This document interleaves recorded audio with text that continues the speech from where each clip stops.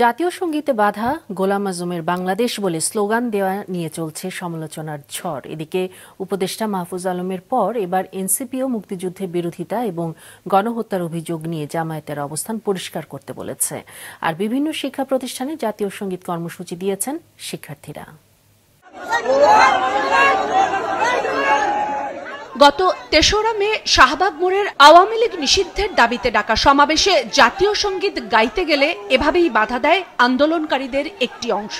একই সমাবেশে আগের দিন রাতে যুদ্ধাপরাধের দায়ে সাজাপ্রাপ্ত জামাতে ইসলামীর সাবেক একাধিক নেতাকে নিয়ে স্লোগান দেয়া হয়।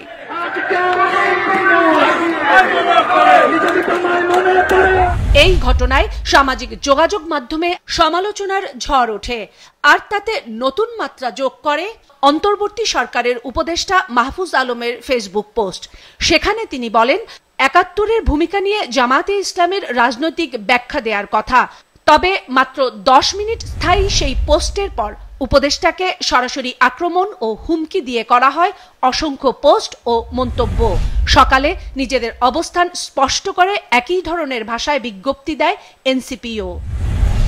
বিজ্ঞপ্তিতে এনসিপি বলে, মুক্তিযুদ্ধের বিরুদ্ধে অবস্থান ও গণহত্যায় সহযোগিতার অভিযোগ যাদের বিরুদ্ধে, তাদের উচিত এ বিষয়ে সুস্পষ্ট রাজনৈতিক অবস্থান জাতির সামনে তুলে ধরা।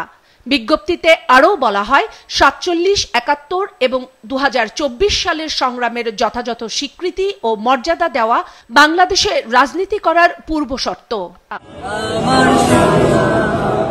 গতরাতে জাতীয় সঙ্গীত গাওয়ার মধ্যে দিয়ে ঢাকা ও রাজশাহী বিশ্ববিদ্যালয় এবং রাজধানীর কবি নজরুল কলেজের ছাত্রদলের কর্মীরা জাতীয় সঙ্গীত পরিবেশনে বাধা দেওয়ার ঘটনার ব্যতিক্রমী প্রতিবাদ জানায়।